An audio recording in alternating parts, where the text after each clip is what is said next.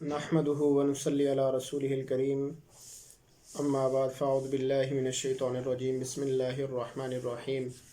يا أيها الذين آمنوا لا تقولوا راعنا وقولوا انظرنا واسمعوا وللكافرين عذاب أليم وقال الله تبارك وتعالى في مقام آخر يا أيها الذين آمنوا لا ترفعوا أصواتكم فوق صوت النبي صدق الله العظيم وقال النبي صلى الله عليه وسلم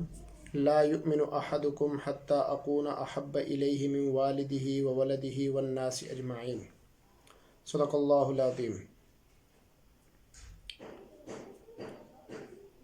میرے بھائیوں، اللہ رب العزت نے نبی کریم صلی اللہ علیہ وسلم کو آخری نبی بنا کر دنیا میں بھیجا، اور نبی کریم صلی اللہ علیہ وسلم کے ساتھ محبت یہ ہمارا ایمانی تقاضا ہے، ہمارے ایمان کا حصہ ہے، اور یہ ساری کی ساری چیزیں ہمیں صحابہ اکرام رضوان اللہ تعالی علیہم اجمعین سے ملتی ہیں کہ صحابہ اکرام رضوان اللہ تعالی علیہم اجمعین نے نبی کریم صلی اللہ علیہ وسلم کے ساتھ کیسے محبت کی اور کیسے اعلیٰ محبت کا ثبوت دیا۔ حضرت ابوبکر صدیق رضی اللہ تعالیٰ عنہ کا واقعہ، آج کل بہت سارے واقعات چل رہے ہیں، نبی کریم صلی اللہ علیہ وسلم کی شان میں گستاخی ہو رہی ہے، نبی کریم صلی اللہ علیہ وسلم کے خاکے بنا کر شائع کیے جا رہے ہیں، نعوذ باللہ۔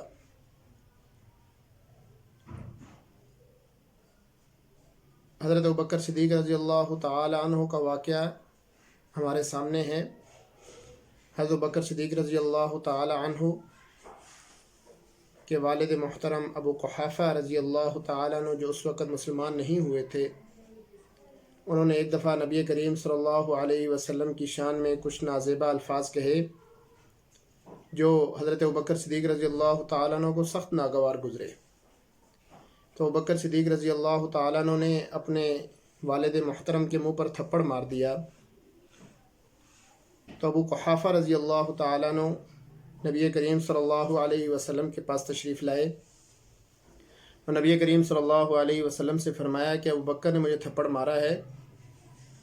نبی کریم صلی اللہ علیہ وسلم بھی حضرت ابوبکر صدیق رضی اللہ تعالیٰ عنہ کے دوست تھے، اور دوست جو ہوتا ہے وہ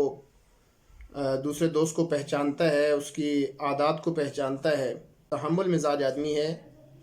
وہ ایسے کسی بات پر تھپڑ نہیں مارتا۔ تو ابوبکر صدیق رضی اللہ تعالیٰ عنہ کو بلایا گیا۔ تو ابوبکر صدیق رضی اللہ تعالیٰ عنہ سے جب نبی کریم صلی اللہ علیہ وسلم نے پوچھا کہ آپ نے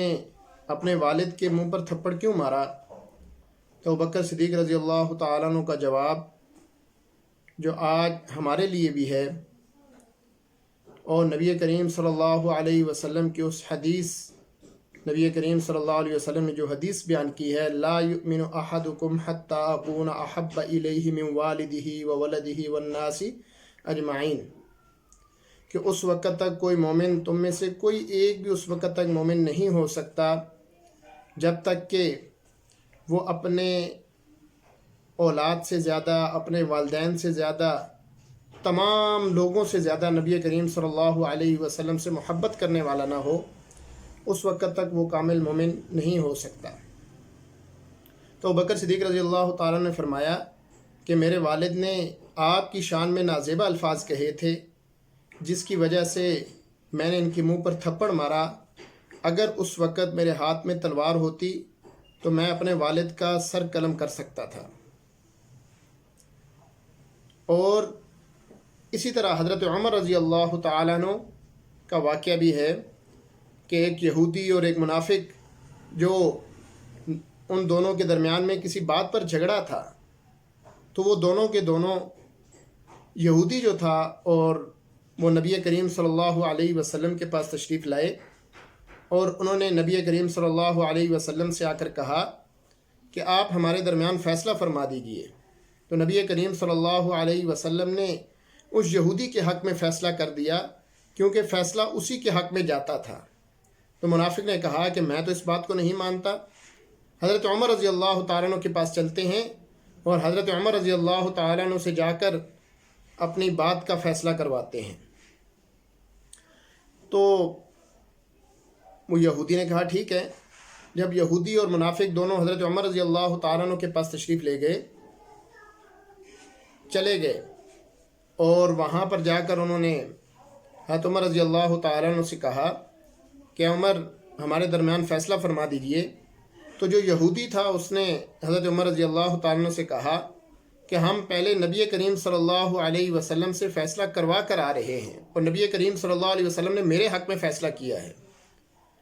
تو حضرت عمر رضی اللہ تعالیٰ عنہ اندر گئے، اور اندر سے جا کر نبی کریم صلی اللہ علیہ وسلم نے اس یہودی کے حق میں فیصلہ کر دیا، کیونکہ فیصلہ اسی کے حق میں جاتا تھا۔ تو منافق نے کہا کہ میں تو اس بات کو نہیں مانتا۔ حضرت عمر رضی اللہ تعالیٰ عنہ کے پاس چلتے ہیں، اور حضرت عمر رضی اللہ تعالیٰ عنہ سے جا کر اپنی بات کا فیصلہ کرواتے ہیں۔ تو وہ یہودی نے کہا ٹھیک ہے۔ جب یہودی اور منافق دونوں حضرت عمر رضی اللہ تعالیٰ عنہ کے پاس تشریف لے گئے، چلے گئے، اور وہاں پر جا کر انہوں نے حضرت عمر رضی اللہ تعالیٰ عنہ سے کہا کہ عمر ہمارے درمیان فیصلہ فرما دیجئے۔ تو جو یہودی تھا اس نے حضرت عمر رضی اللہ تعالیٰ عنہ سے کہا کہ ہم پہلے نبی کریم صلی اللہ علیہ وسلم سے فیصلہ کروا کر آ رہے ہیں، اور نبی کریم صلی اللہ علیہ وسلم نے میرے حق میں فیصلہ کیا ہے۔ تو حضرت عمر رضی اللہ تعالیٰ عنہ اندر گئے، اور اندر سے جا کر تلوار اٹھائی، اور آ کر اس منافق کا سر قلم کر دیا، اور ساتھ یہ فرمایا کہ نبی کریم صلی اللہ علیہ وسلم کے فیصلے کے بعد عمر کا یہی فیصلہ ہو سکتا ہے، کوئی اور فیصلہ نہیں ہو سکتا۔ تو وہ صحابہ اکرام رضوان اللہ تعالیٰ علیہ مجمعین نبی کریم صلی اللہ علیہ وسلم سے اس حد تک محبت کرنے والے تھے، اور آج ہمارے ایمانی تقاضا یہ ہے، ہمارے ایمان کا تقاضا یہ ہے کہ ہم کم سے کم ہم ان لوگوں کی ان چیزوں کا بائیکاٹ کریں جنہوں نے نبی کریم صلی اللہ علیہ وسلم کی شان میں گستاخی کی ہے، تاکہ ہم ان کو کسی نہ کسی درجے میں ہم ان کو نقصان پہنچانے والوں میں سے ہو جائیں، نہ کہ ان لوگوں کو فائدہ پہنچانے والوں میں سے ہوں۔ تو اس کے لیے ضروری ہے کہ ہم اپنے ایمانی غیرت کا، ایمانی جرت کا مظاہرہ کریں، اور ہم ان لوگوں کا، ان چیزوں کا بائیکاٹ کریں۔ اللہ رب العزت ہمیں نبی کریم صلی اللہ علیہ وسلم سے سچی اور پکی محبت نصیب فرمائے، اور سب سے زیادہ محبت کا جو ہے وہ ثبوت یہ ہے کہ ہم نبی کریم صلی اللہ علیہ وسلم کی سنتوں کو پورا کرنے والے بن جائیں، نبی کریم صلی اللہ علیہ وسلم کی سنتوں پر عمل کرنے والے بن جائیں۔ ایک ایک سنت کو صبح سے لے کر شام تک آج کے بعد ہم نیت کر لیں اس بات کی کہ ہم نبی کریم صلی اللہ علیہ وسلم کی کسی سنت کے خلاف کوئی کام نہیں کریں گے۔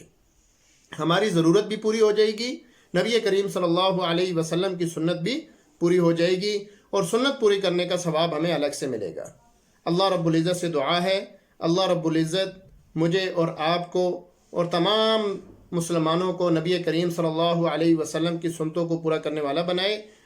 وآخر دعوانا ان الحمد للہ رب العالمین۔